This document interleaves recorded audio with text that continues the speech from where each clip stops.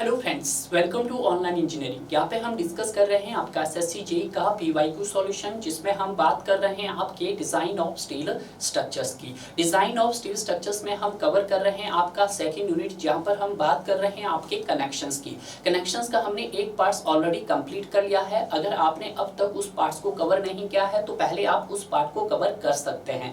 आज हम बात करेंगे आपके सेकेंड पार्ट की। सेकेंड पार्ट को भी मैं उसी तरह से कवर करवाऊंगा जैसे कि मैंने प्रीवियस पार्ट को कवर करवाया है। तो आइए बात करते हैं आज के इस सेशंस के अपने पहले क्वेश्चंस की। तो ये रहा पहला क्वेश्चन आपकी स्क्रीन पर, जो कब पूछा गया था सर? एसएससी जेईई 2010 में पूछा गया था। क्लियर है? क्वेश्चंस क्या बोल रहा है? क्वेश्चंस बोल रहा है pick up the wrong written assumptions taken in analysis of rivet joint. कि जब आप क्या करते हैं, रिवेट ज्वाइंट का एनालिसिस करते हैं तो वहां पे कुछ एजम्पशंस मानते हैं आप, तो उन एजम्पशंस में से बताना है कि इसमें से कौन सी एजम्पशंस आपके पास गलत है। क्लियर है? तो हम किसकी बात कर रहे हैं सर? यहाँ पे कुछ एजम्पशंस की बात कर रहे हैं। तो यहाँ पे मैं एक एक एजम्पशंस आपको समझाऊंगा। एजम्पशंस, ठीक है, किसकी आपके पास? एनालिसिस ऑफ किसकी है? Rivet joint. ठीक है, क्योंकि ये क्वेश्चंस जो है आपके एग्जाम में बहुत बारी पूछा गया है। नंबर ऑफ टाइम्स ये क्वेश्चंस क्या हुआ आपका? रिपीट हुआ है। तो यहीं पे हम इसको कवर कर लेते हैं ताकि आपका कोई भी डाउट ना निकले। क्लियर है? सबसे पहली जो एजम्पशंस इसने बोली है हम इसके मुताबिक चलेंगे। ठीक है, ये भी कवर करते जाएंगे और जो एडिशनल होगी उनको भी मैं ऐड करते रहूंगा। क्लियर है? पहला क्या बोल रहा है कि friction in plate is negligible, कि जो भी आपका फ्रिक्शन होगा आपकी प्लेट के अंदर उसको क्या माना जाएगा सर? नेग्लिजिबल। बिल्कुल। तो अगर मैं ए की बात करता हूं आपकी ए स्टेटमेंट की, तो क्या है सर आपके पास? ट्रू एजम्पशंस है। क्या बोल रहा है? ये बोल रहा है सर आपके पास कि जो हमारे पास फ्रिक्शन इन प्लेट्स होगा, क्या होगा? फ्रिक्शन इन प्लेट्स इज, उसको क्या मानेंगे सर हम? नेग्लिजिबल मानेंगे। तो ये क्या है सर आपके पास? सर ये वाली तो स्टेटमेंट आपके पास ट्रू है, यानी कि दिस एजम्पशंस इज वैलिड। अगर हम बात करते हैं आपके सेकंड एजम्पशंस की, सेकंड एजम्पशंस जो आपके बी ऑप्शंस में है वो क्या है सर आपके पास? दिखेगा uniform stress distribution in plate is not consider. गलत है, ये फॉल्स है। उसको क्या किया जाता है? कंसीडर किया जाता है। तो हम लिख सकते हैं यहाँ पर कि जो आपके पास यूनिफॉर्म स्ट्रेस डिस्ट्रीब्यूशन होगा इन प्लेट में वो कैसा होगा? यूनिफॉर्म होगा। इन प्लेट इज यूनिफॉर्म होगा। क्लियर है? ये पॉइंट्स भी आपको थोड़ा सा ध्यान रखना है। तो यहाँ पे आपको पहले ही ऑप्शंस मिल गया है कि जो हमारा बी ऑप्शन है वो सर आपके पास क्या है? गलत है। तो आपके पास यहाँ पे गलत ही तो बताना था, तो आपका राइट आंसर क्या हो गया सर आपके पास? अभी तक बी इसका राइट आंसर हो गया है। हम सी को भी देख लेते हैं। सी क्या बोल रहा है कि bending moment is not taken into considerations. बिल्कुल सही, कि जो भी आपके पास यहाँ पे बेंडिंग होगा, बेंडिंग ऑफ रिवेट होगा, उसको क्या करेंगे हम सर? नेग्लेक्टेड करेंगे। तो ये भी आपके पास क्या है सर? ट्रू है। तो अगर मैं बात करता हूं आपकी सी स्टेटमेंट की, तो सी स्टेटमेंट भी क्या है सर हमारे पास? ट्रू है।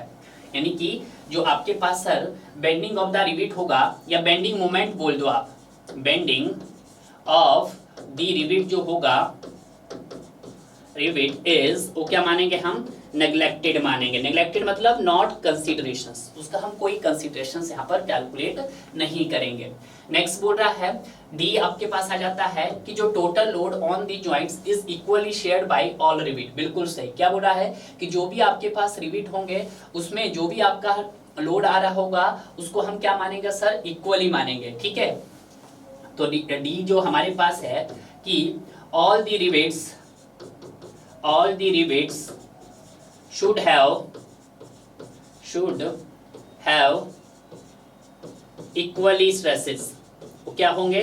सारे के सारे आपके पास इक्वली स्ट्रेस होंगे। क्लियर है? ये पॉइंट्स आपको ध्यान रखना है। तो चार एजम्पशंस थी आपके पास, यहाँ पे चार एजम्पशंस दी थी, चार में से एक एजम्पशंस थी उसको मैंने ट्रू करके भी आपको बता दिया है। हालांकि मैंने ये लिखा ट्रू करके है, बट आपके ऑप्शंस में ये क्या है सर हमारे पास? फॉल्स है। क्लियर है?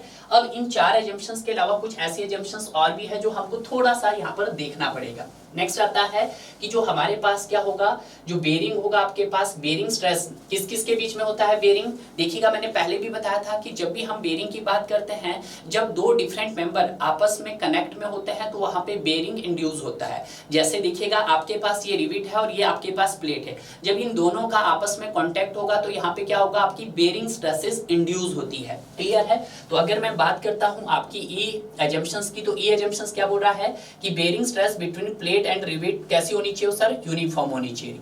तो ये भी लिख दीजिएगा कि जो सर हमारे पास बेरिंग स्ट्रेस जो होनी चाहिए इन बिटवीन किस किस के बीच में, प्लेट एंड रिविट के बीच में, वो कैसी होनी चाहिए आपके पास सर, वो भी यूनिफॉर्म होनी चाहिए। क्लियर है।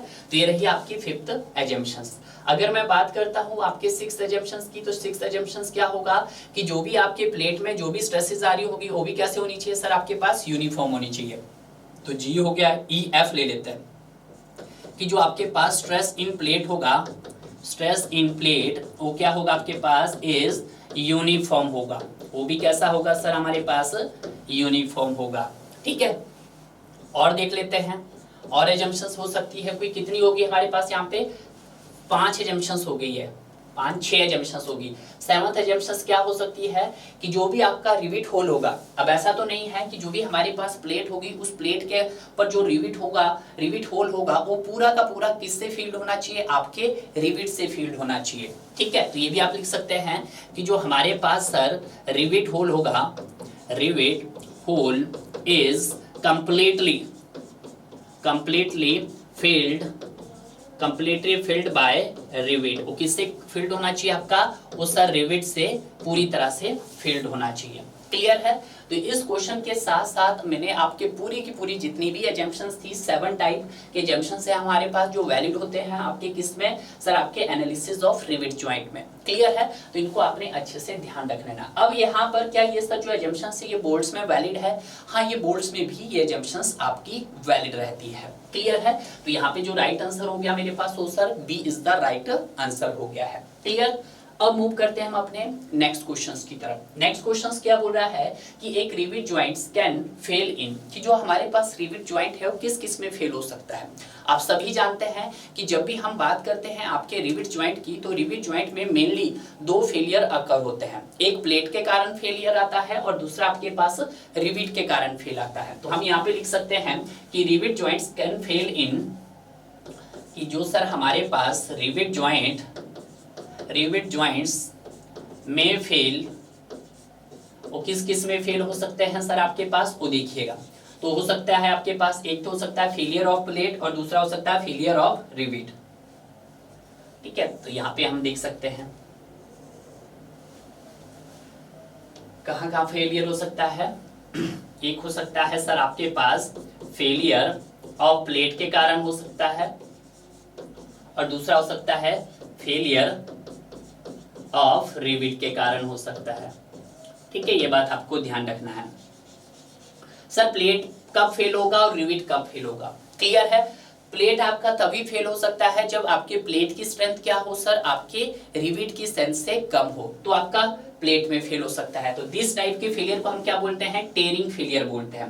क्या बोलते हैं सर हम उसको, टेयरिंग फेलियर। ठीक है। और दूसरा आता है फेलियर ऑफ रिविट। अब जो रिविट जो आपके फेल हो सकते हैं वो शेयर में भी हो सकते हैं और बियर में भी हो सकते हैं। ठीक है।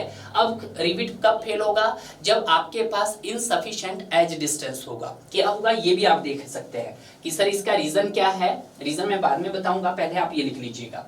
ठीक है। कि जो आपके पास क्या है सर, फेलियर ऑफ रिविट हो सकता है। किस किस में हो सकता है सर हमारे पास, सर वो हमारे पास शेयरिंग में भी हो सकता है और सर हमारे पास वो बेयरिंग में भी हो सकता है। बेयरिंग की जगह आप क्रशिंग भी बोल सकते हैं।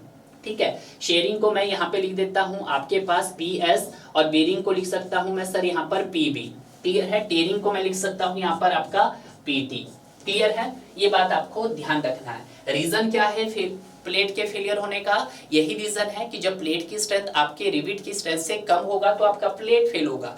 रिविट कब फेल होगा? रिविट आपका तब फेल होगा जब सर आपका इनसफिशिएंट एज डिस्टेंस होगा। तो आप चाहेंगे कि जो भी हमारे पास एज डिस्टेंस हो इतना हो ताकि वहां पर आपका रिविट फेल ना कर पाए। क्लियर है? तो अगर मैं बात करता हूं आपका rivet joints can fail in tearing of the plate only, yes sir tearing of the plate भी हो सकता है, shearing of rivet only, bearing plate of rivet only, या जो बेयरिंग प्लेट में भी हो सकता है रिवेट में भी हो सकता है, ये भी आप देख सकते हैं। तो ऐसा नहीं है कि प्लेट में भी आपका बेयरिंग फेलियर आ सकता है, तो यहाँ पे मैं बेयरिंग भी लिख सकता हूँ, ठीक है, क्लियर है, जिसको हम यहाँ पर पी भी लिख सकते हैं। तो यहाँ पे अगर मैं बात करता हूँ इन तीनों का मतलब वो टेयरिंग में भी हो सकता है, शेयरिंग में भी हो सकता है और सर आपका बेयरिंग में भी हो सकता है। तो आपका आंसर क्या हो गया सर? यहाँ पर डी इसका राइट आंसर हो गया है। क्लियर है? अब मूव करते हैं हम अपने नेक्स्ट क्वेश्चंस की तरफ। नेक्स्ट क्वेश्चंस क्या बोल रहा है कि the type of welded used to connect two plate a lap joint is called. देखिएगा यहाँ पर मैंने आपको पहले भी कुछ डिफरेंट टाइप्स के क्या बताए थे, वेल्डेड जॉइंट्स बताए थे, जो मैं आपको फिर से दिखा रहा हूं एक डायग्राम के थ्रू। ध्यान दीजिएगा, क्वेश्चंस क्या बोल रहा है? क्वेश्चंस बोल रहा है आपके पास कि the type of weld used to connect two plates at the lap joint is called. क्या सर हम उसको बट वेल्ड बोलेंगे, स्लॉट वेल्ड बोलेंगे, प्लग वेल्ड बोलेंगे या फिलेट वेल्ड बोलेंगे? अगर मैं बात करता हूं इस क्वेश्चंस के मुताबिक, तो यहाँ पे क्या बोला है कि जब दो डिफरेंट प्लेन को आपस में आपको कनेक्ट करना हो तो वहां पर हम किस टाइप की वेल्डिंग प्रोवाइड करते हैं। तो वहां पे आप किस तरह की वेल्डिंग प्रोवाइड करते हैं? आपके फिलेट वेल्ड। आप देख सकते हैं मैंने आफ्टर वेल्डिंग और बिफोर वेल्डिंग आपको सेक्शन दिखाए गए हैं। जब हम बात करते हैं बिफोर वेल्डिंग में, तो बिफोर वेल्डिंग में आप यहाँ पे देखिएगा पहला ऑप्शंस में आ जाएंगे। अगर मैं बात करता हूं इसका line of action x axis है और इसका लाइन ऑफ एक्शंस क्या है? वाई एक्सिस है। तो यहाँ पे अगर आप ये बताओगे कि यहाँ पे जो जब आप क्या कर रहे हैं, दो डिफरेंट प्लेन सेक्शंस को आपस में कनेक्ट कर रहे हैं, तो उसको हम क्या बोलते हैं सर? उसको हम फिलेट वेल्ड बोलते हैं। तो यहाँ पे जो आपका आंसर हो जाएगा सर वो बट वेल्ड होगा, स्लॉट वेल्ड होगा, या आपके पास प्लग वेल्ड होगा या फिलेट वेल्ड होगा। तो उसको हम क्या बोलेंगे सर? फिलेट वेल्ड बोलेंगे। तो आपने जो यहाँ पे फिलेट वेल्डिंग प्रोवाइडेड की है। अब जो आपने यहाँ पे फिलेट वेल्ड प्रोवाइड की है वो आपने ऐसे ट्रायंगुलर फॉर्मेशंस में प्रोवाइडेड की गई है। अगर मैं बात करता हूँ सेकंड में, तो सेकंड में क्या है आपके पास कि जब दो प्लेट्स को आप एंड टू एंड कनेक्ट कर रहे हैं, यहाँ पे देखिएगा जब दो प्लेट्स को आप एंड टू एंड कनेक्ट कर रहे हैं और इन दोनों ही प्लेट का जो लाइन ऑफ एक्शन है वो आपका एक ही लाइन में एक्ट कर रहा है, तो वहां पे जब हम इसको आपस में क्या करेंगे? कनेक्ट करेंगे, तो वहां पे हम किस तरह का वेल्ड प्रोवाइड करेंगे सर? हम अपना बट वेल्ड प्रोवाइड करेंगे। बट वेल्ड को आप ऐसे ग्रूव वेल्ड के नाम से भी जानते हैं डियर। अब यहाँ पे जो ये ग्रूविंग हो सकती है वो आपकी सिंगल भी हो सकती है और सर आपके पास डबल भी हो सकती है। यहाँ तो आपके पास नो डाउट ये सिंगल वी दिखाई दे रहा है। अब अगर मैं दोनों वी को आपस में ऐड कर दूंगा तो आपके पास क्या हो जाएगा? डबल वी ग्रूव वेल्ड हो जाएगा। क्लियर है? अब आता है आपका थर्ड, और थर्ड में आपने देखा होगा कि आपके पास एक प्लेट है और एक प्लेट के अंदर आपके पास दो स्लॉट होल किए हैं। ये आप स्लॉट होल देख सकते हैं कि साइड से सर क्या है वो आपके पास साइड से सर स्ट्रेट है, बट सर आपके एजेस से क्या किया गया है? उनको राउंड किया गया है। ठीक है, तो एक स्लॉट की तरह बने। अगर मुझे क्या करना है, इस पे वेल्डिंग करनी है, तो मुझे उस वेल्ड को क्या नाम दूंगा मैं सर? उसको स्लॉट वेल्ड दूंगा। अब जो मेरे पास ये होल होंगे, ये होल कंप्लीटली किससे वेल्डिंग हो जाएंगे? आपके स्लॉट वेल्ड से वेल्डेड हो जाएंगे। क्लियर है? उसी तरह से आपके पास आता है सपोर्ट वेल्डिंग। सपोर्ट वेल्डिंग में क्या होता है? आपके पास मेंबर सेम होते हैं। एक देखिएगा दोनों ही मेंबर्स कैसे लाइन ऑफ एक्शन है और सर उनका एक ही डायरेक्शंस की तरफ जा रहे हैं, बट वो आपस में कहीं पे भी ये इंटरसेक्ट नहीं कर सकते। जब ये इंटरसेक्ट नहीं कर सकते हैं तो उस कंडीशंस में हम किस तरह की वेल्डिंग प्रोवाइड करते हैं? यहाँ पे सपोर्ट वेल्डिंग प्रोवाइड करते हैं। क्लियर है? उसके बाद आता है आपका नेक्स्ट, दूसरा भी एजिटेड रहता है, बट यहाँ पे इसको अच्छे से नहीं दिखाया है, ये मैं आपको बता देता हूँ। आपके पास यहाँ पे भी क्या होता है? एक रोलर लगा होता है। जब हम किसकी बात करते हैं? आपके सीम वेल्ड की बात करते हैं। एक वेल्ड यहाँ पे लगा, एक रोलर यहाँ पे लगा होता है और एक रोलर यहाँ पे लगा होता है, और बीच में क्या रखी जाती है? यहाँ पर एक प्लेट रखी जाती है। अब जो हमारे पास ये इसके अप और डाउन में जो भी रोलर लगे हैं, इनका जो रोटेशन होता है वो आपका क्लॉकवाइज और एंटी क्लॉकवाइज रहता है। क्लियर है? अब यहाँ पे जब हम इसको वेल्डेड करते हैं इस प्लेट को, तो हम कैसे करते हैं? बाई अप्लाइड दी प्रेशर करते हैं। आप सिविल इंजीनियरिंग इसकी स्टडी नहीं करते हैं, इसका जो मोस्टली यूज करते हैं वो आपके as a mechanical engineering student करते हैं। किसकी? सर आपके सीम वेल्ड की बात कर रहे हैं। क्लियर है? अब जब हम बात करते हैं आपके प्लग वेल्डिंग में, तो प्लग वेल्डिंग और स्लॉट वेल्डिंग में डिफरेंस क्या है? स्लॉट वेल्डिंग में आपके पास सिर्फ जो आपकी प्लेट होती है उसके जो साइड होते हैं वो सर आपके स्ट्रेट होते हैं, बट जो उसके एजेस होते हैं वो आपके राउंड शेप के होते हैं। बट जब हम बात करते हैं प्लग वेल्ड में, तो प्लग वेल्ड में जो आपकी प्लेट होती है उसके अंदर जो होल होते हैं पूरी की तरह पूरे कैसे होते हैं, एक गोल होल होते हैं, मतलब सर्कुलर होते हैं। अब ये सर्कुलर जो होल होते हैं इनको पूरी तरह से फिल किया जाता है किससे? आपकी प्लग वेल्डिंग से। तो इसी का नाम पड़ा आपका प्लग वेल्ड नाम पड़ा। क्लियर है? तो ये जानना भी आपके लिए जरूरी था, क्योंकि इंटरव्यू में काफी बारी पूछा गया है कि क्या as a civil engineering seam weld का यूज कर सकते हैं। तो वहां पे बहुत सारे स्टूडेंट्स को यही पता नहीं होता कि सर सीम वेल्ड होता क्या है। क्लियर है? तो सीम वेल्ड का यूज जो मोस्टली किया जाता है वो आपके पास as a mechanical engineering student करते हैं। क्या होता है आपके पास कि दो आपके पास गाइडेड रोलर होते हैं, या आपके पास दो इस तरह से। अब जब इनका जो रोटेशंस होता है वो कैसा होता है आपका क्लॉकवाइज और एंटी क्लॉकवाइज होता है। क्लियर है? इनके इन बिटवीन क्या रखी होती है? प्लेट्स रखी होती है। अब इस प्लेट को जब हमें क्या करना होता है? वेल्ड करना होता है, तो हम बाय अप्लाइड दी प्रेशर यहाँ पे इसका वेल्ड करते हैं। क्लियर है? तो इसको जो नाम दिया है वो आपका क्या नाम दिया है? क्या सर? सीम वेल्ड नाम दिया गया है। क्लियर है?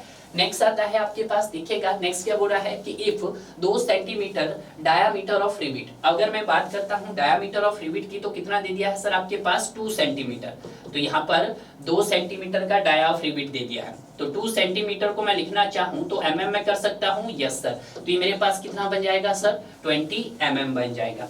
आज मेरे पास कंडीशन कैसी है? सिंगल रिविट है, सिंगल शेयर है। देखिएगा यहाँ पे अगर मैं लिखना चाहूं तो ये क्या है सर आपके पास? एक सिंगल रिविट बोला गया है यहाँ पर। और जब सिंगल रिविट बोला है तो ऑब्वियसली बात है यहाँ पे आपका जो शेयर होगा वो भी क्या होगा सर? सिंगल होगा। तो ये भी हम लिख सकते हैं। तो यहाँ पे भी ये क्या होगा सर आपका? सिंगल शेयर होगा। यानी कि सिंगल रिविट बोले तो उसको मैं एन से रिप्रेजेंट करता हूँ और सिंगल शेयर को मैं एन डैश से रिप्रेजेंट करता हूँ।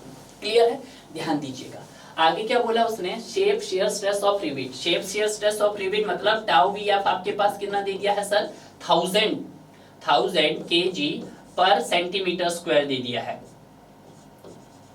क्या दे दिया है सर? पर सेंटीमीटर स्क्वायर दे दिया है। क्लियर है? तो क्वेश्चंस में क्या पूछा गया आपसे? The value of maximum permissible pull पूछा है। यानी कि कहने का मतलब क्या है? मैक्सिमम परमिसिबल शेयर आपसे पूछा गया है। तो मैक्सिमम परमिसिबल पुल बोलो या मैक्सिमम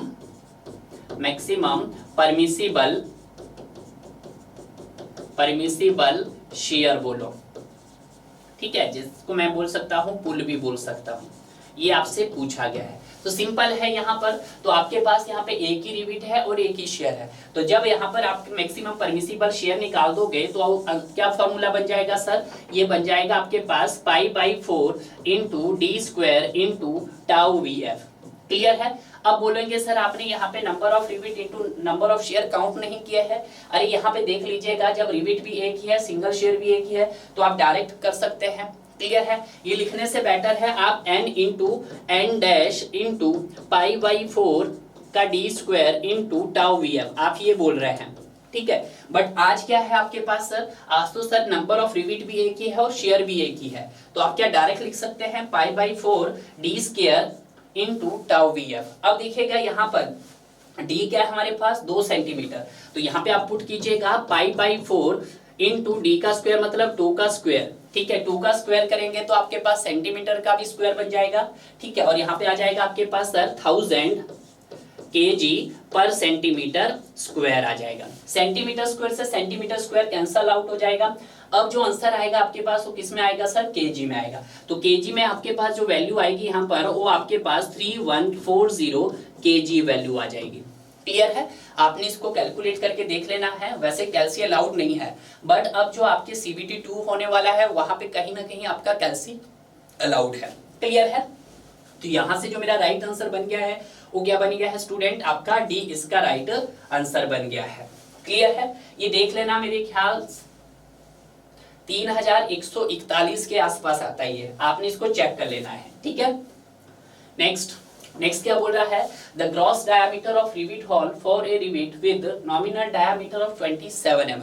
तो इसके लिए मैंने आपको एक इंपॉर्टेंट रिलेशंस बताया था। इंपॉर्टेंट रिलेशंस क्या है? देखिएगा, इंपॉर्टेंट रिलेशंस किसकी बात कर रहे हैं हम? आपकी एक बात करेंगे नॉमिनल डाया की, जिसको मैं पाई से रिप्रेजेंट करता हूं। एक होता है सर आपके पास नॉमिनल डाया और दूसरा होता है सर आपके पास दैट इज ग्रॉस डाया, जिसको मैं डी से रिप्रेजेंट करता हूं, ग्रॉस डाया। ग्रॉस डाया बोलो या आप रिवेट होल बोलो, रिवेट होल बोलो। आज हम किसकी बात कर रहे हैं आपके सर, हम रिवेट की बात कर रहे हैं। तो अगर मेरे पास क्या हो, पाई अगर less than equal to 25 mm हो, तो उस कंडीशंस में मेरा क्या बनेगा आपके पास, जो नॉमिनल डाया होगा वो क्या होगा, और जब सर पाई मोर देन 25 mm हो तो उस कंडीशंस में क्या होगा। क्लियर है? तो देखिएगा यहाँ पर, तो उस कंडीशंस में आपके पास पाई प्लस 1.5 mm, यानी कि कितने का एक्स्ट्रा गैप प्रोवाइड करेंगे, 1.5 mm का। क्लियर है? और यहाँ पे सर पाई प्लस 2.0 mm का। तो यहाँ पे जो हमने क्लियरेंस प्रोवाइड की है, कितनी प्रोवाइड की है सर, 1.5 और 2.0 mm की। सर ये क्लियरेंस हम क्यों प्रोवाइड करते हैं, ताकि आपके कनेक्शंस का इजीली अलाइनमेंट हो सके। क्लियर है? अब देखते हैं according two questions. According two questions की अगर हम बात करते हैं, according two questions, according two questions क्या बोला गया है कि जो हमारे पास नॉमिनल डाया है, नॉमिनल जो डाया दे दिया गया वो आपके पास कितना दे दिया है सर, 27 mm दे दिया गया है। तो 27 mm दे दिया है, तो मतलब कहने का मतलब क्या है, ये आपके पास मोर देन 25 mm से ज्यादा है। तो उस कंडीशन में जो डी बनेगा वो आपके पास पाई प्लस 2.0 mm बन जाएगा। तो यहाँ पर हो जाएगा 27 प्लस आपके पास कितना 2, तो यहाँ से कितना आ जाएगा आपके पास, दैट इज 29 mm आ जाएगा। क्लियर है? तो आपका राइट आंसर क्या बन जाएगा स्टूडेंट, यहाँ पर सी इसका राइट आंसर बन जाएगा। क्लियर है? ये तो हमने बात की है आपकी किसकी सर, हमने बात की है रिवेट की। बट अगर रिवेट की जगह सर आपके पास बोल्ट दे दिया जाए तो वो भी एक क्वेश्चन है। ठीक है, तो अब हम बात कर लेते हैं बोल्ट की। ठीक है, तो इंपॉर्टेंट रिलेशन देख लेते हैं हम। इंपॉर्टेंट रिलेशन किसके, आपके पास नॉमिनल डाया और आपके पास होल डाया। तो यहां पर हो जाएगा आपके पास नॉमिनल डाया, ठीक है, और यहाँ पे हो जाएगा सर आपके पास होल डाया। होल डाया को मैं ग्रॉस डाया भी बोल सकता हूं। ठीक है, ये बात आपको ध्यान रखनी है। नॉमिनल डाया को मैं पाई से रिप्रेजेंट करता हूं जो mm में होगा आपके पास, इसको सर डी से रिप्रेजेंट करूंगा जो मेरे पास mm में होगा। अगर सर आपके पास क्या हो, phi less than equal to 12 mm हो, तो उस कंडीशंस में क्या हो जाएगा डी आपके पास पाई प्लस 1.0 mm, यानी कि 1 mm। और अगर सर पाई आपके पास क्या हो 12 और 14 mm के बीच, सॉरी 24, 12 और 24 mm के बीच में हो, तो उस कंडीशंस में क्या हो जाएगा, पाई प्लस 2.0 mm हो जाएगा। क्लियर है? और अगर सर मेरे पास क्या हो मोर देन 24 mm हो, तो उस कंडीशन में जो आपका ग्रॉस डाया हो जाएगा पाई प्लस 3.0 mm। तो इस कंडीशंस में भी आप वहां पर कितना क्लियरेंस देंगे, 1 2 3 का देंगे। ठीक है, जैसे यहाँ पर आपने 1.5 और 2 का दिया, तो उसी तरह से यहाँ पे 1 1.5 3 का देंगे। क्लियर है? तो क्वेश्चंस क्लियर हो गया है। क्वेश्चन से इंपॉर्टेंट नहीं है, उसका कंसेप्ट जानना काफी इंपॉर्टेंट है। अब हम बात कर लेते हैं यहाँ पर अपने नेक्स्ट क्वेश्चंस की। नेक्स्ट क्वेश्चंस क्या बोल रहा है, the maximum permissible stress in share for power driven shop rivet. किसकी बात कर रहा है वो, आपकी मैक्सिमम परमिसिबल स्ट्रेस की बात कर रहा है। कब, जब आपके पास क्या है sir, power driven shop rivet है। क्लियर है? इस तरह का क्वेश्चन हम ऑलरेडी कर चुके हैं, मैं आपको फिर से बता रहा हूं। किसकी बात कर रहे हैं हम, मैक्सिमम परमिसिबल शेयर स्ट्रेस की। परमिसिबल शेयर स्ट्रेस मैं लिखता इसीलिए हूं ताकि आपको भी चीजें क्या हो, मेरे साथ साथ याद हो जाए। नहीं तो अगर मैं भी चाहूं तो मैं डायरेक्ट ही आपको बता सकता हूं, तो डायरेक्ट बताने से आपका ही लॉस होने वाला है। क्लियर है? क्योंकि बहुत सारे स्टूडेंट तो बहुत जल्दी में होते हैं। ठीक है, जल्दी का काम शैतान का होता है। ठीक है, और वो जीतता नहीं है। तो अगर आपको जीतना है तो डेफिनेटली आपको यहाँ पे मेहनत करनी होगी।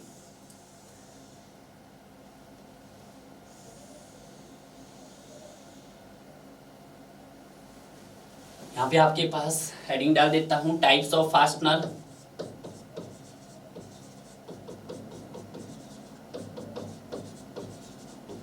यहाँ पर आपका एक्सियल टेंशन जो किस में होगा सर, मेगा पास्कल में होगा।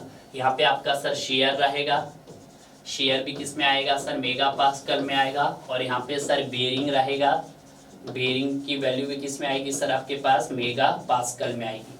क्लियर है। अब देखिएगा टाइप्स ऑफ फास्टनर में हम सबसे पहले बात करेंगे आपके पावर ड्रिवन की। पहले हम बात करेंगे किसकी सर, आपके पावर ड्रिवन। यहाँ पे जो मैक्सिमम परमिसिबल शेयर स्ट्रेस है ये किस किस की है, आपके रिवेट्स एंड बोल्ट की है। रिवेट एंड बोल्ट्स दोनों की बात कर रहे हैं हम, ठीक है। पावर ड्रिवन में आपका पहला आएगा आपका शॉप रिवेट, शॉप रिवेट हो गया। और दूसरा हो गया आपके पास सर फील्ड रिवेट। ये भी क्वेश्चंस आपसे पूछा जाता है।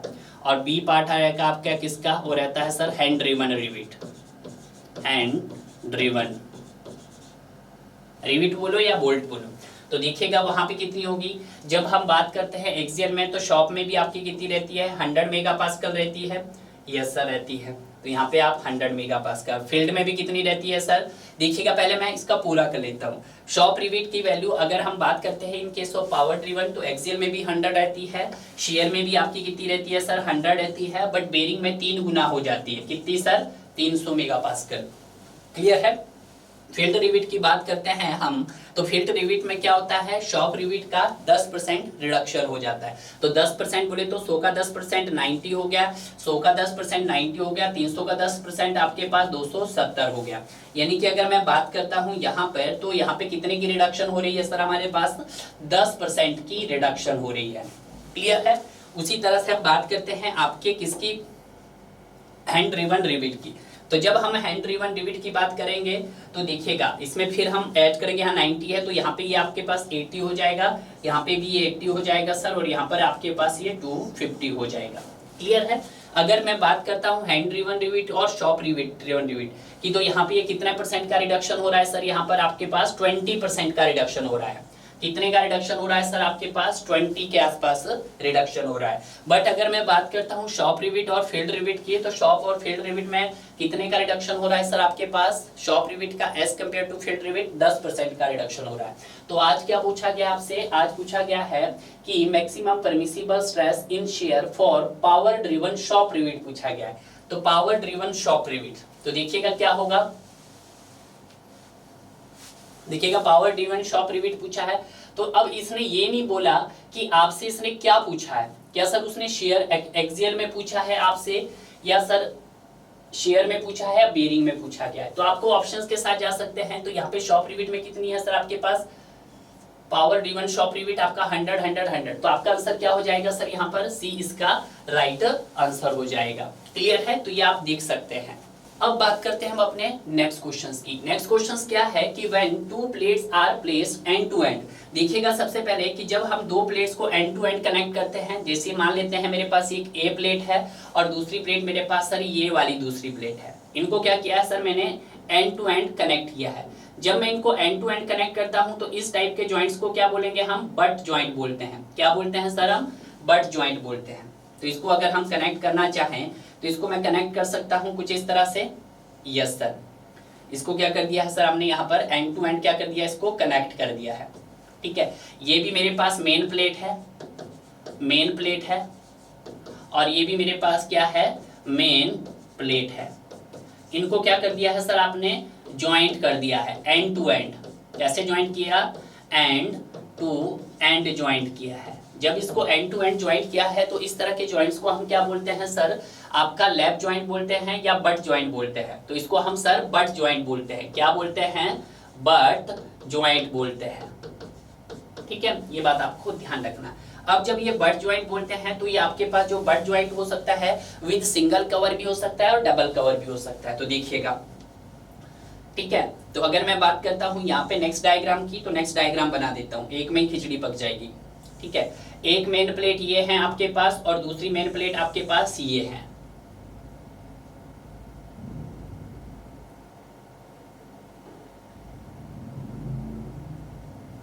ठीक है, उसी तरह से अगर मैं बात करता हूं नेक्स्ट डायग्राम की, एक मेन प्लेट आपके पास सर ये हो गई है और दूसरी मेन प्लेट हमारे पास ये हो गई है। ठीक है, ये देखिएगा। अब आपके पास पहले तो आपने इसको क्या कर दिया है सर, एंड टू एंड यहाँ पे क्या कर दिया है, कनेक्ट कर दिया है। यहाँ पे भी सर इसको एंड टू एंड आपने कनेक्ट कर दिया है, जिसको आपने क्या नाम दिया सर, जिसको नाम दिया आपने बट ज्वाइंट। अब जो ये बट ज्वाइंट हो सकता है, ये आपके पास सिंगल कवर भी हो सकता है और डबल कवर भी हो सकता है। तो सिंगल कवर बोला आपने और सर डबल कवर बोला, तो पहले मैं सिंगल कवर बना देता हूँ। तो ये क्या हो गया मेरे पास सर, सिंगल कवर। और जब डबल कवर की बात करेंगे तो इसको हम दोनों तरफ क्या कर देंगे सर, कवर कर देंगे। तो हमने क्या कर दिया है सर, ये आपके पास ही दोनों तरफ कवर कर दिया है।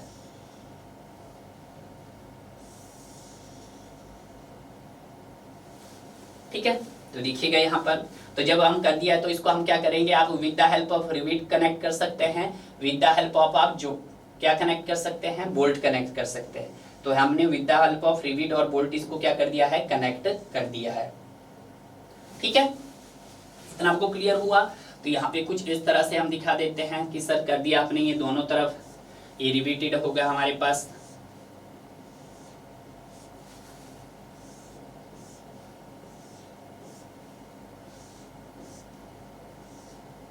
ठीक है, अब ध्यान दीजिएगा, ये मेरे पास अगर मैं बात करता हूं, ये क्या थी सर आपके मेन प्लेट, मेन प्लेट को मैं एमपी लिख सकता हूं। ये भी मेरे पास सर एम प्लेट थी, एमपी हो गया है। मेन प्लेट को मैंने किसके साथ कनेक्ट किया सर, आपका कवर प्लेट के साथ कनेक्ट किया है। किसके साथ कनेक्ट किया है सर, कवर प्लेट के साथ कनेक्ट किया है। जब सिंगल कवर प्लेट है तो इसको क्या नाम दे सकता हूं मैं, सिंगल कवर बट ज्वाइंट नाम दे सकता हूं। ठीक है, और अगर मैं आपके पास यहाँ पे दिखेगा, ये भी सर मेन प्लेट है और ये भी आपके पास मेन प्लेट है, और ये क्या है सर आपके पास कवर प्लेट है, एडिशनल प्लेट बोल सकते हैं। ये भी क्या है, दोनों तरफ सर आपके पास कवर प्लेट है। क्लियर है, बिल्कुल सर। तो अब देखिएगा यहाँ पर, जब आपने दोनों प्लेट्स को एंड टू एंड कनेक्ट किया तो उसको आपने क्या नाम दिया सर, बट ज्वाइंट नाम दिया। क्या नाम दिया सर, बट ज्वाइंट, या उसको हम ग्रू ज्वाइंट्स भी बोल सकते हैं। क्लियर है।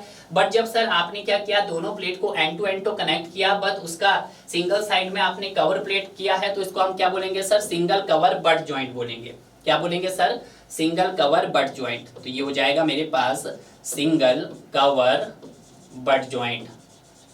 ठीक है, बट सर जब आपने क्या किया है, अब दोनों ही तरफ आपने क्या कर दिया है, बट ज्वाइंट्स के कवर प्लेट प्रोवाइड कर दिया है, तो इसको क्या हो जाएगा सर, ये डबल कवर बट ज्वाइंट हो जाएगा, डबल कवर बट ज्वाइंट हो जाएगा। क्लियर है। तो अगर मैं बात करता हूं सिंगल की, तो सिंगल में कितने नंबर ऑफ शेयर होंगे सर, यहाँ पे देखिएगा, अगर मैं बात करता हूं बट ज्वाइंट के इस केस में, जब दोनों ही प्लेट को आपने एंड टू एंड कनेक्ट किया है, तो यहाँ पे जो नंबर ऑफ शेयर होंगे 9 शेयर, तो यहाँ पे 9 शेयर, कुछ भी शेयर नहीं होगा। बट जब हम बात करते हैं सिंगल कवर बट ज्वाइंट की, तो यहाँ पे क्या होगा सर, आपका 1 शेयर होगा। कितने नंबर ऑफ शेयर होंगे सर, 1 नंबर ऑफ शेयर होंगे, तो यहाँ पे नंबर ऑफ 1 शेयर होगा आपके पास। ठीक है, बट जब हम बात करते हैं किसकी सर, आपकी डबल कवर बट ज्वाइंट की, तो देखिएगा 1 शेयर आपका यहाँ पे इंड्यूस होगा और 1 शेयर आपका यहाँ पे इंड्यूस होगा, यानी कि कितने टोटल नंबर ऑफ शेयर होंगे सर, तो टोटल नंबर ऑफ शेयर जो होंगे यहाँ पर वो 2 शेयर आएंगे। ठीक है, तो ये क्वेश्चंस कभी कभी आपके एसएससी जेईई में भी पूछे जा सकते हैं कि कितने नंबर ऑफ शेयर आएंगे सिंगल कवर बट ज्वाइंट में और कितने नंबर ऑफ शेयर आएंगे आपके डबल कवर बट ज्वाइंट के अंदर। क्लियर है। अब यहाँ पे बात करते हैं आपके नेक्स्ट क्वेश्चंस की। नेक्स्ट क्वेश्चंस क्या है कि diameter of rivet hole is should be greater than the nominal diameter. बिल्कुल, कि जो डायामीटर ऑफ रिविट होल होता है वो आपके पास क्या होता है, बड़ा होता है आपका nominal diameter of rivet hole से। बिल्कुल सर, आपने एक इंपॉर्टेंट रिलेशंस अभी देखा था, इंपॉर्टेंट रिलेशंस क्या था हमारे पास, वो देखिएगा कि अगर आपके पास नॉमिनल डाया, पाई क्या है हमारे पास, नॉमिनल डाया, तो यहाँ पे लिख देते हैं ताकि आप कंफ्यूज ना हो। पाई है सर मेरे पास, that is nominal dia. Clear है। और अगर मैं बात करता हूं इस डी की, तो ये क्या है आपके पास, ग्रॉस डाया, या डायामीटर ऑफ रिविट होल भी बोल सकते हैं, diameter of rivet hole, rivet hole, या फिर ग्रॉस डाया, या क्या बोल सकते हैं आप, ग्रॉस डाया बोल सकते हैं। अगर पाई लेस देन आपके पास क्या हो, 25 mm हो, तो उस कंडीशंस में क्या होगा सर हमारे पास, तो ये हो जाएगा डी बोले तो rivet hole dia D is equal to pi plus 1.5 mm, यानी कि हम कितने का क्लियरेंस प्रोवाइड करेंगे सर, 1.5 mm का। और अगर सर पाई आपके पास मोर देन 25 mm हो, तो उस कंडीशंस में क्या होगा सर आपके पास कि जो आपके ग्रॉस डाया होगा वो हो जाएगा पाई प्लस 2.0 mm। तो यहाँ पे जो हमारा पास डाया ऑफ रिबीट होल होगा वो कितना बड़ा होगा, वो आपके पास 1.5 mm टू 2 mm बड़ा होगा। तो बोला 4 to 5 mm, नो सर। आपके पास 2.5 to 4 mm, नहीं sir. 0 to 1.5 mm, no sir. कितना होगा सर, 1.5 to 2 mm आपका लॉन्गर होगा। कौन सा सर आपका, that is the dia of rivet hole. ऐसा क्यों, ऐसा इसलिए कि ताकि आपके कनेक्शंस का इजीली अलाइनमेंट हो सके। क्लियर है। नेक्स्ट देखते हैं नेक्स्ट क्वेश्चंस की तरफ। नेक्स्ट क्वेश्चंस क्या बोल रहा है, according to Unwin's formula the relationship between diameter of rivet hole in mm the thickness of plate t in mm is given by. अगर हम बात करते हैं यहाँ पर अकॉर्डिंग टू अन्वियंस फार्मूलाज, किसकी बात कर रहे हैं, अकॉर्डिंग टू अन्वियंस फार्मूला, जो हमारे पास यहाँ जो डाया ऑफ रिबीट होगा जिसको हम DMM बोलेंगे, MM की बात करेंगे। DMM, D क्या है हमारे पास, डाया ऑफ रिबीट है, जो किसके इक्वल हो जाएगा आपके पास, ये हो जाएगा 6.01 रूट T के इक्वल हो जाएगा। अब जो T है हमारे पास, T क्या है सर हमारे पास, यहाँ पर T है आपके पास थिकनेस ऑफ थिनर प्लेट, ठीक है, या मिनिमम थिकनेस भी बोल सकते हैं कनेक्टेड प्लेट। अब देखिएगा, जैसे मैं आपको प्रीवियस में दे चलता हूँ। अब देखिएगा यहाँ पे एक प्लेट ये है आपके पास कवर प्लेट है और एक आपके पास मेन प्लेट है। अब इन कवर प्लेट और मेन प्लेट की थिकनेस क्या हो सकती है आपकी, वेरी कर सकती है। एक की सपोज करो 10 mm की है तो दूसरे की आपके पास 12 mm की है। तो जो टी हम यहाँ पे लेंगे वो कौन सा लेंगे सर, वो आपका मिनिमम वाला लेंगे, ठीक है। तो यही था इस क्वेश्चन में कि जो यहाँ पे टी है, टी क्या है आपके पास, minimum thickness to connected the member. तो आप यहाँ पे लिख सकते हैं T हो गया आपके पास thickness of the thinner member, thickness of the thinner member, या आप ये भी बोल सकते हैं minimum thickness of the connected plate, और ये भी लिख सकते हैं minimum thickness of the connected, minimum thickness of plate, plate लिख देता हूं, plate to be connected, plate to be connected, ठीक है, ये हो गया आपके पास। तो वहां पे आपके पास डी क्या है हमारे पास, डाया ऑफ रिबीट है। डी क्या है सर आपके पास, डी है that is dia of rivet. Clear है। अगर आपके पास यहाँ पे टी किस में हो जाए सर, सेंटीमीटर में हो जाए, तो वहां पे रिलेशंस क्या बन जाएगा आपका 1.91 रूट टी बन जाएगा, ठीक है। तो ये भी आप रिलेशन चाहो तो याद रख सकते हैं। तो और करके मैं लिखता हूँ 1.91 इज टी, और टी किस में है सर आपके पास, सेंटीमीटर में, बटास टी ये किस में है सर आपका, mm में है। क्लियर है। तो ये भी आप रिलेशंस याद, तो पहला ऑप्शन भी नहीं हो सकता, सी भी नहीं हो सकता, आपके पास डी भी नहीं हो सकता। राइट आंसर क्या आ गया सर आपके पास, यहाँ पर B is the right answer आ गया है। क्लियर है। नेक्स्ट देखते हैं। नेक्स्ट क्या बोल रहा है, the minimum edge and edge distance from the centre any hole the nearest flame cut edge should not be less than. आज किसकी बात कर रहा है, वो मिनिमम एज डिस्टेंस की बात कर रहा है। क्लियर है। सबसे पहले हम एक डायग्राम बनाते हैं ताकि आपको यहाँ पे कुछ टर्मिनोलॉजी क्लियर हो जाए, ठीक है। मान लेते हैं आपके पास एक प्लेट है और इस प्लेट में क्या है, कुछ आपके पास नंबर ऑफ क्या कर देता हूं मैं, रिवेट होल्ड कर देता हूं कुछ इस तरह से, ठीक है। और अगर मैं बात करता हूं इस प्लेट का जो फोर्स ऑफ डायरेक्शन है वो उसके एक्स एक्सिस के अलोंग है, तो यहाँ पे फोर्स ऑफ डायरेक्शन में किधर को लेता हूं, आपका इस तरफ को ले लेता हूं। क्लियर है। फोर्स ऑफ डायरेक्शन मैंने इस तरफ लिया है। अब देखिएगा, आप सभी जानते हैं कि जो पिच और गेज डिस्टेंस क्या होता है, ठीक है। The distance between centre to centre of rivet, कि centre to centre of rivet के बीच के डिस्टेंस जो होगा वो क्या कहलाएगा आपका सर, वो पिच भी कहला सकता है, बिल्कुल सर, और आपका वो क्या कहला सकता है, गेज डिस्टेंस भी कहला सकता है। बट क्वेश्चन ये उठता है सर, तो डिफरेंस क्या है। डिफरेंस देखिएगा, the distance between centre to centre of two rivet in the direction of parallel force, in the direction of कौन सी sir, parallel force is called pitch. तो उसको हम क्या बोलेंगे सर, तो उसको हम पिच बोलेंगे। पिच जो होगा वो आपका along the direction of the force होगा। बट अगर हम बात करेंगे गेज डिस्टेंस की, तो गेज क्या है? Gauge also centre to centre distance between two rivets in the direction of perpendicular force. ये आपकी जो फोर्स है उसके क्या होगा? परपेंडिकुलर होगा। तो अगर मैं बात करता हूं इस डिस्टेंस की, तो ये वाला डिस्टेंस आपके पास क्या कहलाएगा सर? ये गेज डिस्टेंस कहलाएगा। ठीक है, यहाँ पे हम बना देते हैं अच्छे से सेंटर टू सेंटर। इसको थोड़ा सा मैं इस तरफ को भी एक लाइन ले लेता हूँ। ठीक है, लाइन ऑफ एक्शंस में यहाँ पे भी ले लेता हूँ और एक लाइन ऑफ एक्शंस में यहाँ पे भी ले लेता हूँ। थोड़ा सा ये अब आ जाएगा सही। ठीक है, ये हो गया आपके पास, ये हो गया आपके पास और ये हो गया आपके पास। ठीक है, तो अगर मैं बात करता हूँ आपके पास centre to centre distance between rivet hole in the direction of perpendicular force, किसके डायरेक्शन में हो? आपके फोर्स के परपेंडिकुलर है, तो उसको हम क्या बोलेंगे सर? गेज डिस्टेंस बोलेंगे। क्लियर है? और अगर हम बात करते हैं पिच की, तो पिच क्या है आपका? Centre to centre distance between two rivet hole in the direction of parallel forces. जो फोर्स के क्या रहेगा सर? पैरेलल रहेगा, तो उसको क्या बोलते हैं हम सर? उसको हम आपका पिच बोलते हैं। ठीक है, अब आता है आपका यहाँ पे दूसरा पूछा जाता है सर एज डिस्टेंस और एंड डिस्टेंस। तो एज डिस्टेंस आपका क्या हुआ? Distance between centre of the rivet hole to the edge of the plate, उसको क्या बोलेंगे सर? हम एज डिस्टेंस बोलेंगे।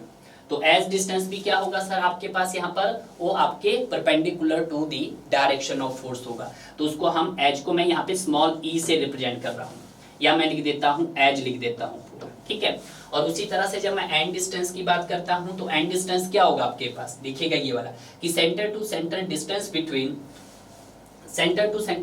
बिटवीन रिवेट टू दी आपका एंड ऑफ दी प्लेट, इसके बीच के डिस्टेंस को हम क्या बोलेंगे सर? तो इसके बीच के डिस्टेंस को आप बोलेंगे एंड डिस्टेंस।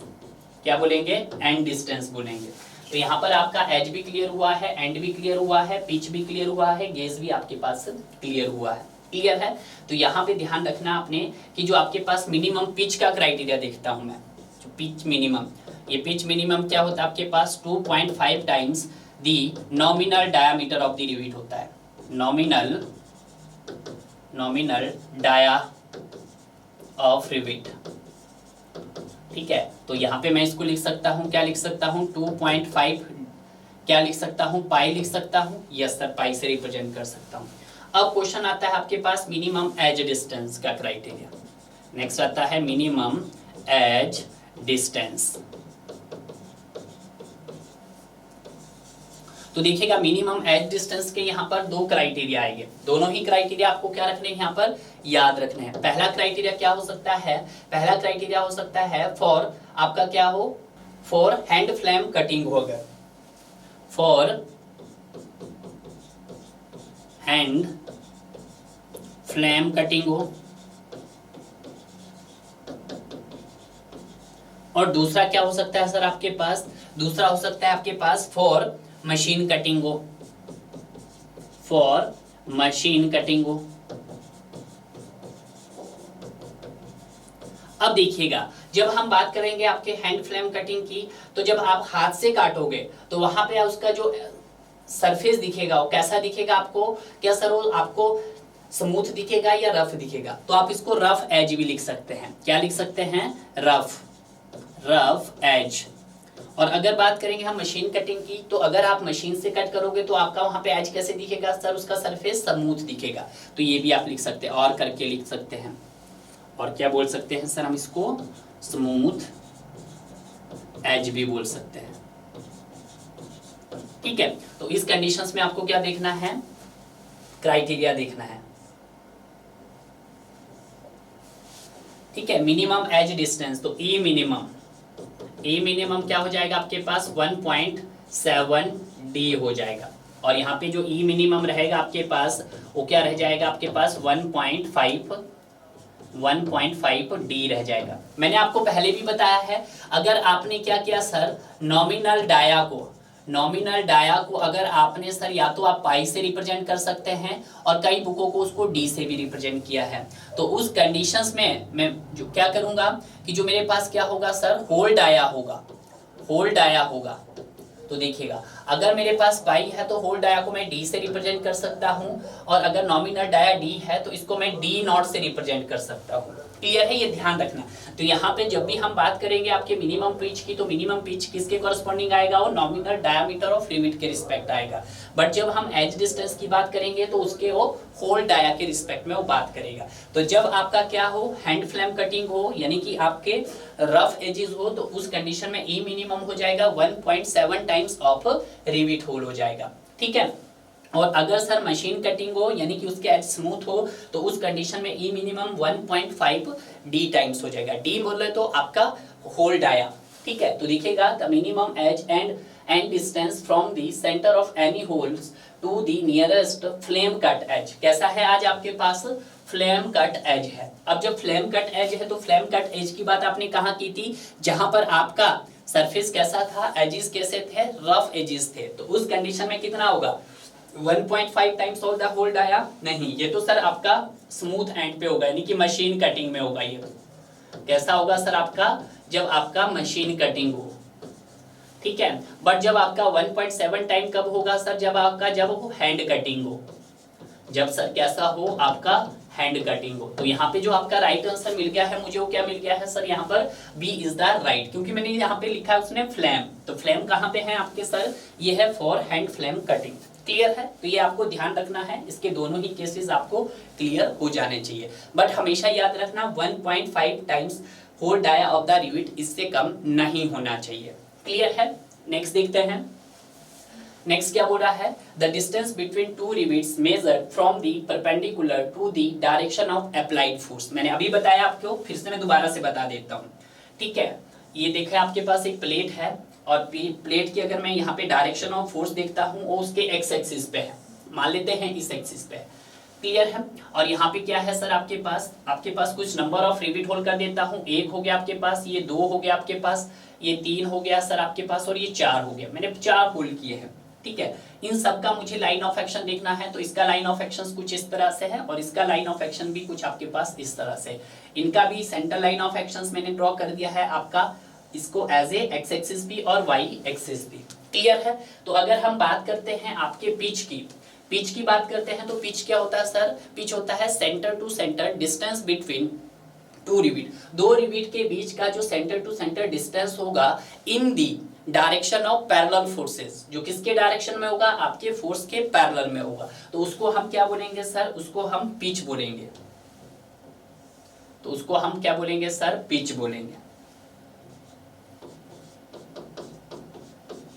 क्लियर है। बट जब हम बात करते हैं गेज डिस्टेंस की, तो गेज डिस्टेंस भी क्या है, centre to centre distance between two rivet in the direction of perpendicular to the force. जो फोर्स के क्या हो सर, परपेंडिकुलर हो। अब जो फोर्स के जो परपेंडिकुलर हो सर, उसको क्या बोला जाता है सर, हम उसको बोला जाता है आपका गेज डिस्टेंस। क्या बोला जाता है सर, गेज डिस्टेंस बोला जाता है। तो आज क्या बोला है, the distance between two rivets measured perpendicular to the direction of applied force is known as gauge distance. तो उसको क्या बोलते हैं हम, गेज डिस्टेंस बोलते हैं। क्लियर है। अब देखिएगा यहाँ पे, अगर मैं बात करता हूँ आपके जो साइड में जो रिवेट है, अगर इस रिवेट के सेंटर से लेकर आपकी एज ऑफ द प्लेट के सेंटर के डिस्टेंस को, तो हमने क्या कहा था सर, अभी हमने सर उसको एज डिस्टेंस नाम दिया था। तो ये क्या हो गया सर, आपका एज हो गया, एज डिस्टेंस। ठीक है। और अगर हम बात करते हैं एंड डिस्टेंस की, तो एंड डिस्टेंस क्या होता है, distance between centre of the rivet hole to the end of the plate. इसके बीच के डिस्टेंस को हमने क्या नाम दिया था सर, इसके बीच के नाम दिया था हमने एंड डिस्टेंस। And distance. ठीक है। तो यहां पर आपने की पॉइंट्स क्या रखना है याद, कि जो हमारे पास सर पिच होता है, पिच क्या होता है आपके पास, पिच होता है parallel to the direction of applied force. ये होता है sir parallel to the direction of applied force होता है। ठीक है। यानी कि है सेम दोनों, कि क्या है दोनों sir, centre to centre distance है, बट उसको जो मेजर किया जाता है वो कहां से मेजर किया जाता है sir, parallel to the direction of the applied force. But जब हम गेज की बात करते हैं, तो गेज क्या से मेजर किया जाता है, तो मेजर किया जाता है आपका perpendicular to the direction of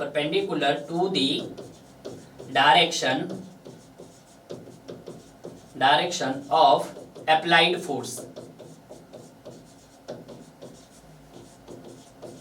ये तो आप बता ही सकते हैं कि जो आपका एंड डिस्टेंस होगा वो क्या होगा आपके पास सर, वो parallel to the direction of force होगा, parallel to the direction of force होगा।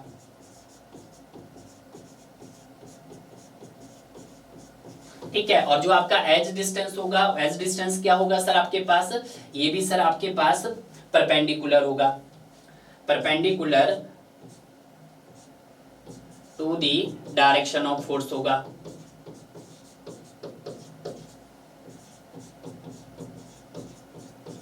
ठीक है, तो ये पॉइंट्स है जो आपको एडिशनल में याद रखने हैं। अब यहाँ पे बात करते हैं हम अपने नेक्स्ट क्वेश्चंस की तरफ। नेक्स्ट क्वेश्चंस क्या है कि maximum size of the fillet weld for a plate of square edge. आज किसकी बात की जा रही है आपके पास, साइज ऑफ फिलेट वेल्ड की बात की जा रही है। जब हम यहाँ पे साइज ऑफ फिलेट वेल्ड की बात करेंगे तो आपका मैक्सिमम क्राइटेरिया भी होता है और मिनिमम क्राइटेरिया भी होता है कि जो आपके पास मिनिमम साइज ऑफ वेल्ड होना चाहिए वो आपके पास कभी भी 3 mm से छोटा नहीं होना चाहिए। आप हमेशा ध्यान रखना कि जो आपके पास कम से कम साइज ऑफ वेल्ड होना चाहिए वो 3 mm से ज्यादा ही होना चाहिए। क्लियर है, तो हम बात कर लेते हैं यहाँ पे पहले minimum size of fillet weld की। Minimum size of fillet weld,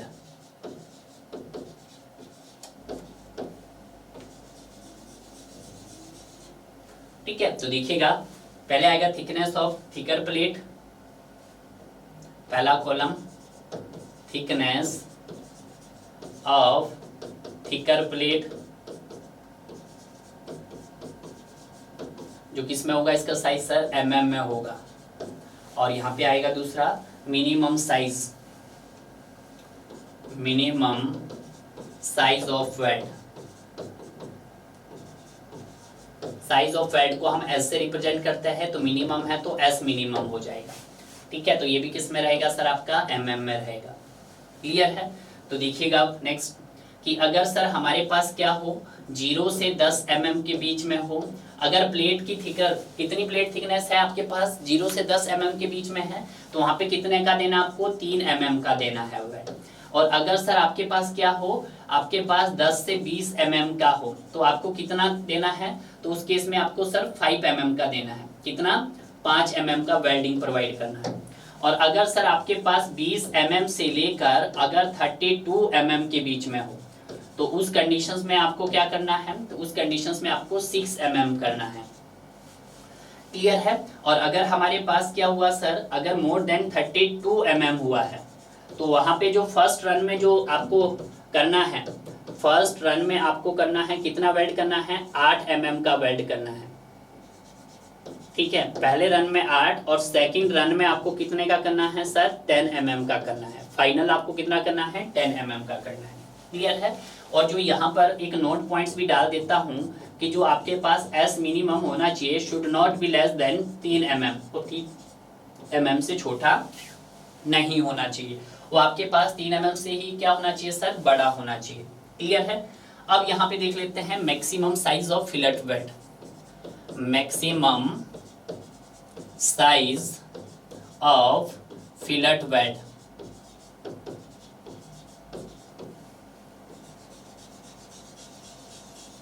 जिसको हम एस मैक्स बोलते हैं। ठीक है, तो जब हम मैक्सिमम साइज की बात करेंगे तो यहाँ पे आपको क्या ध्यान रखना है, वही ध्यान रखना है कि जो हमारे पास क्या है, प्लेट है, उसके एजेस कैसे हैं। ठीक है, हम प्लेट के ही बात कर रहे हैं यहाँ पर कि जब आपके एजेस कैसे हो सर, एजेस जब आपके पास स्क्वायर हो तो उस कंडीशंस में क्या होगा, और जब एजेस आपके पास कैसे हो सर, राउंड हो, तो उस कंडीशंस में क्या होगा।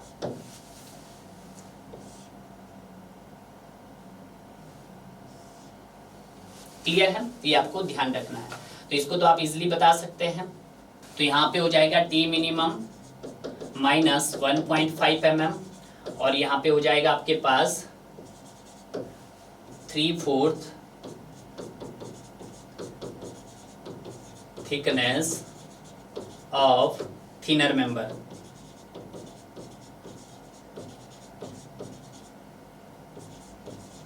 ठीक है, टी मिनिमम का मतलब क्या है कि थिकनेस ऑफ थिनर मेंबर। अगर आपके एजेस कैसे हो, स्क्वायर हो, तो वहां पे हो जाएगा thickness of thinner member minus 1.5 mm, और जब स्क्वायर होगा तो हो जाएगा 3/4 the thickness of the thinner member. या आप ये भी लिख सकते हैं, यहाँ पर क्या लिख सकते हैं, thickness of the rolled section of डो, ठीक है, एट डो, ठीक है, वो आप ध्यान रख सकते हैं। तो यहाँ पे जो राइट ऑप्शन हो जाएगा आपके पास वो क्या हो जाएगा, ए। आज उसने मैक्सिमम साइज पूछा है यानी कि एस मैक्स पूछा है। यहाँ पर आपको एक रिलेशंस भी आप बता सकते हैं कि जो हमारे पास थ्रॉट थिकनेस होता है वो आपके पास के इंटू एस होता है, जहाँ पे के क्या है हमारे पास सर एक कांस्टेंट है जो किस पे डिपेंड करता है, एंगल बिटवीन फ्यूजन फेस पे डिपेंड करता है। किस पे sir, angle between fusion face पे करता है सर, ठीक है। जहां पर अगर मैं बात करता हूं आपके थीटा मिनिमम की, थीटा मिनिमम और आपके पास थीटा मैक्सिमम की, थीटा मिनिमम आपके पास 60 डिग्री होता है और ये आपके पास 120 डिग्री होता है, क्लियर है। और एस जो आपको रिप्रेजेंट करता है वो आपके पास साइज ऑफ वेल्ड होता है, ठीक है। तो यहाँ पे आपको आंसर भी मिल गया है और एक्स्ट्रा डिटेलिंग भी मिल गई है।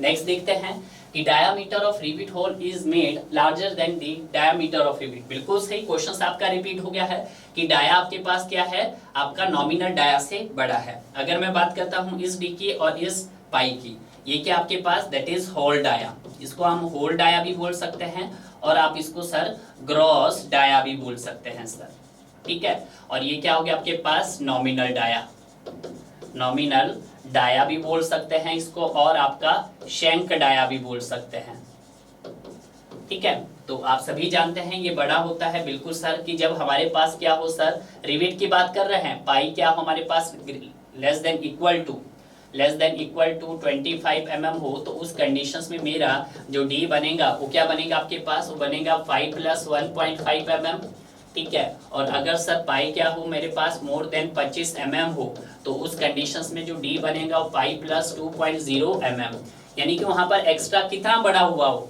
तो ये आपका सर 1.5 mm टू 2.0 mm क्या होगा आपका, बड़ा होगा, ठीक है। तो आपका 0.5 नो सर, 3 भी नहीं होगा, 1 भी नहीं होगा, तो आपका राइट आंसर क्या आ गया सर, यहाँ पर डी इसका राइट आंसर बन गया है, क्लियर है। नेक्स्ट देखते हैं, नेक्स्ट क्या बोल रहा है कि maximum permissible stress for hand driven rivet in axial tensions. देखिएगा मैंने अभी आपको बताया था कि शॉप रिवेट का केस हमने बताया था, आपके पास एक शॉप ड्रिवन की बात की थी हमने। शॉप ड्रिवन में आपका एक था सर शॉप रिवेट थी, और दूसरा सर आपके पास क्या था सर, आपका फील्ड रिवेट थी। अब शॉप रिवेट में आपने एक्सियल की बात की थी तो सर 100 मेगापास्कल था आपके पास, ठीक है। शेयर की बात की थी तो भी सर 100 मेगापास्कल था। बट जब हमने बात की थी बेरिंग की, तो बेरिंग में क्या था सर, इसका 3 गुना, यानी कि आपके पास 300 मेगापास्कल, ठीक है। बट जब हम फील्ड की बात की थी तो फील्ड में क्या था सर, ये आपके पास 10% रिड्यूस होगा, तो यहाँ पे भी 90 मेगापास्कल हो गया आपके पास, यहाँ पे भी 90 मेगापास्कल हो गया है, और यहाँ पर सर 270 मेगापास्कल हो गया है, क्लियर है। कुछ इसी तरह से बात की थी। यहाँ पर हमने देखा था सर एक्सियल टेंशन, क्या देखा था, एक्सियल टेंशन देखा था। एक्सियल टेंशन के बाद आपने क्या देखा था सर, यहाँ पर शेयर देखा था। शेयर के बाद आपने किसकी बात की थी सर, बेरिंग की बात की थी, ठीक है। उसके बाद आपने देखा था किसका सर, हैंड ड्रिवन रिवेट का। तो हैंड ड्रिवन रिवेट में यहाँ पे कितना था सर, 80 मेगापास्कल था, यहाँ पे भी सर आपका 80 मेगापास्कल था, और यहाँ पे सर आपका 250 मेगापास्कल था, ठीक है। अब आप बोलोगे कि सर आपको ये कैसे याद हुई, तो इसके लिए प्रैक्टिस करनी पड़ती है, ठीक है। प्रैक्टिस करोगे, एक बारी में नहीं, 2 बार में नहीं, 3 बारी में इजीली आ जाएगा। तो आज किसकी बात कर रहा हूँ आपके पास, वो हैंड ड्रिवन की बात कर रहा है और एक्सियल टेंशन की बात कर रहा है। तो हैंड ड्रिवन में एक्सियल टेंशन कितना है सर आपके पास, 80 मेगापास्कल है। तो आपका आंसर क्या हो गया सर, यहाँ पर बी इसका राइट आंसर हो गया है, क्लियर है। नेक्स्ट देखते हैं, नेक्स्ट क्वेश्चन क्या बोल रहा है कि the size of fillet weld is indicated by, कि जो आपका साइज ऑफ फिलेट वेल्ड है वो क्या इंडिकेट करता है। तो पहला करता है कि साइज ऑफ द प्लेट, नहीं, वो प्लेट के साइज को तो इंडिकेट नहीं करता। तो पहला ही ऑप्शन क्या होगा आपके पास, अगर मैं बात करता हूँ ए स्टेटमेंट की, तो ए आपके पास फॉल्स हो गया। बी बोल रहा है side of the triangle of fillet, बिल्कुल। तो अगर हम बात करते हैं किसकी सर, आपके कि साइज ऑफ फिलेट वेल्ड किसको इंडिकेट करता है सर, ये आपकी triangular side of the fillet weld को इंडिकेट करता है। कौन सी साइड को, ट्रायंगुलर। तो यहाँ पे अगर मैं बी ऑप्शंस की बात करता हूँ तो बी ऑप्शंस क्या हो गया आपके पास सर, यहाँ पर ट्रू हो गया है। थ्रोट ऑफ द फिलेट नहीं, थ्रोट ऑफ द फिलेट भी नहीं, length of the fillet weld नहीं, क्लियर है, क्योंकि उसने साइज बोला है। तो साइज जो है वो क्या इंडिकेट करता है, उसकी ट्रायंगुलर साइड को इंडिकेट करता है। क्लियर है, ये आप देख सकते हैं। जैसे आपको मैंने अभी बताया था कि जो अगर थ्रॉट थिकनेस जो होता है आपके पास वो K इंटू एस होता है। क्लियर है, जहां पे एस हो गया आपके पास साइज ऑफ द वेल्ड और के क्या है हमारे पास कांस्टेंट फैक्टर और टीटी क्या आपके पास इफेक्टिव थ्रॉट थिकनेस है। तो यहाँ पे हम लिख सकते हैं that is effective throat thickness.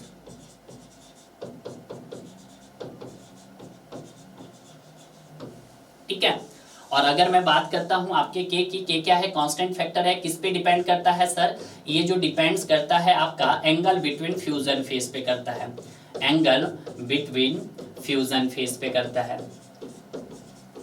ठीक है, जिसका यहाँ पर थीटा जो मैक्स मिनिमम होता है वो आपके पास कितना होता है सर, 60 डिग्री होता है, और थीटा मैक्सिमम जो होता है आपके पास वो 120 डिग्री होता है। थीटा मैक्सिमम आपके पास 120 डिग्री होता है। क्लियर है, एस जो है आपके पास ये क्या है सर मेरे पास, that is size of the fillet weld है, जो क्या इंडिकेट करती है सर आपको, वो side of the triangular side को इंडिकेट करती है आपके वेल्ड के। तो यहाँ पे बी क्या हो गया सर मेरे पास, यहाँ पर राइट आंसर हो गया है। क्लियर है, अब यहाँ पे बात कर लेते हैं अब अपने नेक्स्ट क्वेश्चंस की। नेक्स्ट क्वेश्चंस क्या बोल रहा है कि the throat in fillet weld is, कि जो आपके पास थ्रोट इन फिलेट वेल्ड है वो क्या है, largest side of the triangular of the fillet है, थ्रोट नहीं, लार्जेस्ट साइड तो नहीं है सर, क्योंकि लार्जेस्ट साइड तो आपके पास ये वाला भी है जो आपके पास ये दिख रहा है, हाइपोटेन्यूज साइज दिख रही है, ये परपेंडिकुलर ये बेस है, ये हाइपोटेन्यूज है, तो ये भी नहीं है। या बोल रहा है hypotenuse of the triangulars of the weld है, या स्मॉलर साइड ऑफ द है, या perpendicular distance from the root of the hypotenuse है। तो अगर हम बात करते हैं आपके किसकी, थ्रॉट थिकनेस की, यानी कि इफेक्टिव थ्रॉट थिकनेस की, तो उसी को हम क्या बोल सकते हैं कि it is the perpendicular distance from the root of the hypotenuse. तो यहाँ पे जो राइट आंसर हो जाएगा स्टूडेंट वो क्या हो जाएगा हमारे पास, डी इसका राइट आंसर हो जाएगा। ये आप यहाँ पे डायग्राम में भी देख सकते हैं। क्लियर है, अब बात करते हैं हम अपने नेक्स्ट क्वेश्चंस की। नेक्स्ट क्वेश्चंस क्या बोल रहा है कि size of rivet is indicated by, कि जो आपका रिवेट का साइज है उसको आप किस तरह से इंडिकेट करते हैं। देखिएगा ये मेरे पास एक रिवेट है, ठीक है, ठीक है, इस पोर्शंस को हम क्या बोलते हैं सर, इस पोर्शंस को आप हेड बोलते हैं, इस पोर्शंस को क्या बोलते हैं सर, आपका हेड बोलते हैं। और इस पोर्शंस को अगर हम बात करते हैं, इस पोर्शंस को क्या बोलते हैं आप, शैंक बोलते हैं। इस पोर्शंस को आप क्या बोलते हैं sir, that is shank dia बोल सकते हैं। क्या बोल सकते हैं, शैंक डाया बोल सकते हैं। क्लियर है, तो अगर हम मैं बात करता हूं यहाँ पे कि जो साइज ऑफ रिवेट होता है वो किसके इक्वल होता है, आपका रिवेट डाया के इक्वल होता है। तो अगर हम बात करते हैं साइज ऑफ रिवेट की, तो साइज ऑफ रिवेट किसके इक्वल होता है आपके पास, होता है सर हमारे पास रिवेट डाया के। किसके इक्वल होता है सर, रिवेट डाया के होता है। और जो रिवेट डाया होता है वो किसके इक्वल होता है, इसको हम as a dia of shank भी बोल सकते हैं, डाया ऑफ शैंक भी बोल सकते हैं। ठीक है, ये बात ध्यान रखना, हमेशा ध्यान रखना कि जो आपका हेड होता है वो आपका क्या होता है, वाइडर पोर्शंस होता है as compare to shank dia के। क्लियर है, तो देखिएगा यहाँ पे कि size of rivet is identified, diameter of shank या डायामीटर ऑफ हेड नहीं, उसको जो आइडेंटिफाई किया जाता है वो किससे किया जाता है, या तो रिवेट डाया से, या रिवेट डाया, या फिर डाया ऑफ शैंक से किया जाता है। तो यहाँ पे जो राइट आंसर हो जाएगा आपके पास वो क्या हो जाएगा सर, ए इसका राइट आंसर हो जाएगा। क्लियर है, तो इस सेशंस में हमने जितने भी क्वेश्चंस किए बहुत अच्छे क्वेश्चन थे, और हर एक क्वेश्चंस को हमने काफी डिटेल वाइज कवर किया है। अगर आपने मेरा प्रीवियस पार्ट कवर किया होगा तो मुझे नहीं लगता है यार कि इस सेशंस में भी आपको कोई मिस्टेक हुई होगी, क्योंकि कुछ क्वेश्चंस ऐसे होते हैं सर जो आपके रिपीटेशंस होते हैं। क्लियर है, मैंने आपको पहले भी बताया था, एसएससी जेई हो, इंजीनियरिंग सिविल सर्विसेज हो, या कोई भी एग्जाम हो, आपका कंसेप्ट तो आपका बार बार रिवाइज होता ही है, रिपीट होता ही है, बट क्वेश्चंस भी आपके नंबर ऑफ टाइम्स रिपीट होते हैं। एसएससी जेई में देखा गया है कि कम से कम 15 से 20% क्वेश्चंस आपके रिपीट होते हैं, जबकि इंजीनियरिंग सिविल सर्विसेज में आपके as it is 10 to 15% questions आपके रिपीट होते हैं। तो अगर आप एसएससी जेई के माध्यम से ही अपना सिलेक्शन चाहते हैं तो जो भी आपका पीवाईक्यू सेशंस है, वो चाहे एसएससी जेई का हो या इंजीनियरिंग सिविल सर्विसेज का, उन दोनों ही सॉल्यूशंस को आपको बहुत अच्छे से कवर करना है, जैसे कि हम यहाँ पे कवर करवा रहे हैं। यहाँ पे हमारे ऑलरेडी गेट का पीवाईक्यू सॉल्यूशंस भी कंप्लीट हो चुका है, और इंजीनियरिंग सिविल सर्विसेज का सॉल्यूशंस भी हमारे पास अवेलेबल है। अगर आप सभी चाहते हैं कि सर हमें गेट का पीवाईक्यू सॉल्यूशन चाहिए, इंजीनियरिंग सिविल सर्विसेज का पीवाईक्यू सॉल्यूशन चाहिए, तो वो भी आपको हमारे चैनल्स पे अवेलेबल हो जाएगा। उसके लिए आपको हमें कांटेक्ट करना पड़ेगा। कांटेक्ट करने के माध्यम से आपको गेट का पीवाईक्यू चाहे इंजीनियरिंग सिविल सर्विसेज का पीवाईक्यू या फिर आपके एसएससी जेई का पीवाईक्यू, बट एसएससी जेई का जो पीवाईक्यू अवेलेबल रहेगा वो आपके यूट्यूब चैनल पे भी अवेलेबल रहेगा डियर।